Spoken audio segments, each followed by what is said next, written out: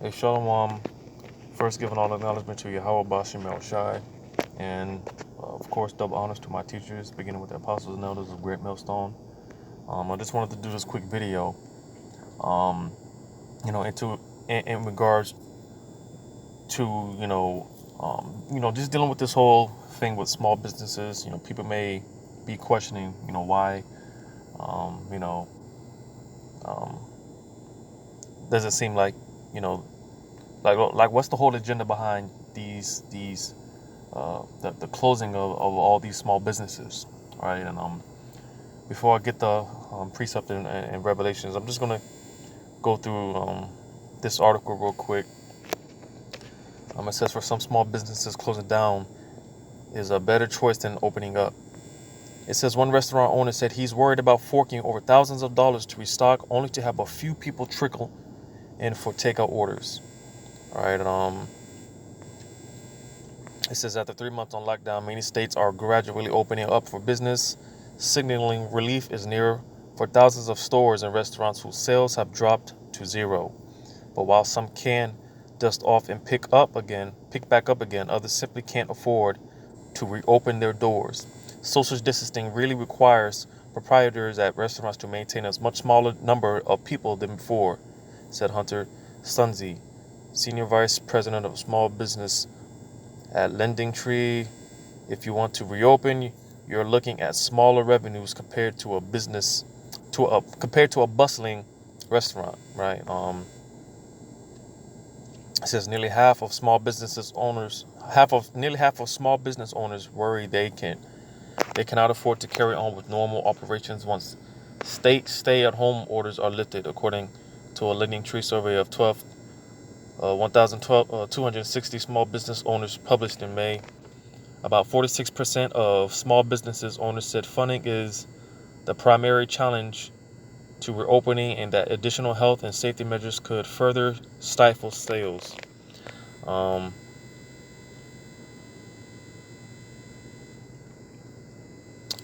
so pretty much, I'm not going to get into the whole thing, but just wanted to touch a little bit. A lot of these small businesses are suffering, right?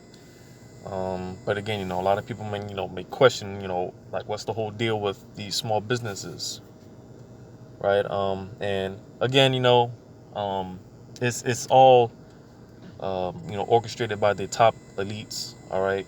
Let me get this real quick because I was, doing research and, um, you know, seen a lot of articles that talked about how, ever since this whole COVID-19, and pretty much when everything was shut down, over 100,000 businesses have been, suffering and whatnot, right? But let me get this real quick before I go to Revelations. This in Ephesians. This will load up. Ephesians, what is that? 4 and 5. Ephesians 4 and 5. Yeah. It says one Lord, one faith, one baptism. All right. So as we all know, of course, the Heavenly Father Yahweh, and then you have under Him, His only begotten Son Yahweh Shai, right? And then um, pretty much the nation of Israel, right? One Lord, one faith, one baptism. All right. The real men of faith, we believe in this hierarchy, okay? But and that's dealing with righteousness, all right? Okay, that's dealing in order, all right? But Esau, he believes in the same thing to an extent as well on the left hand side, Um, so of course, Esau, he believes himself to be the Most High. He exalts himself as the Most High. Okay, so he's going to exalt himself, um, put himself in that position where he's the top. Okay, and you have, yeah, he wants to set up to where everything runs through him. Okay, he wants complete control, complete and utter control of everything. All right, and that includes these, when it comes to these these basically these businesses and these stores and whatnot. At the end of the day, Esau, he wants control of because it's bad enough everything we want, especially when it comes to our people, as part of the curses in Deuteronomy the 28th chapter.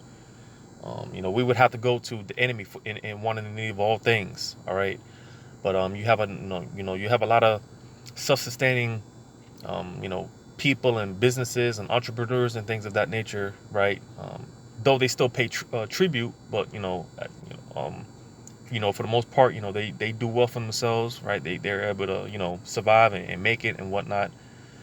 Um, so yeah, but like I said, Esau at the end of the day, he wants complete control of all of that. All right, and that includes the food and everything, all of our what do you call it? All of our products. Esau wants control of it all. Okay, so that's why they you know they do all these things, like they poison the food and chemtrails and all this other stuff, right? But sticking to the point, yeah, you're gonna see a lot of these businesses continue to be put out of business, and again, it's all uh, planned out by the elites, because they want control. They want these I mean, it's no coincidence. You have, ever since this whole shutdown, you have a lot of these small businesses being shut down, right? So pretty much the middle class. That's at the end of the day, Esau wants to take out the middle class. He only wants two classes of people. That's the rich and the poor. Okay, um, so again, that includes wiping out the middle class. So because again, Esau, he wants everything. He wants to control everything. He wants to be in control of everything that we eat, everything. He wants complete dominance of everything that we do. And so that's why they this whole thing with Esau taking out the middle class, taking out these small businesses, right? They want control of the food chain. They want to control your diet, and they want all these things, because it's just in Esau's nature to be the devil. So they want to continue to poison us and things of that nature. And like I said, a lot of these small business chains, they're very self-sustaining. All right, they, for the most part, they somewhat provide just giving out good meals and things like that, good products and stuff like that. Well, Esau, he doesn't want that. All right, because like I said, it's just in its nature to be the devil. So you know um, of course, he's going to poison the food and put things in the products to just more poison in the products and all that stuff.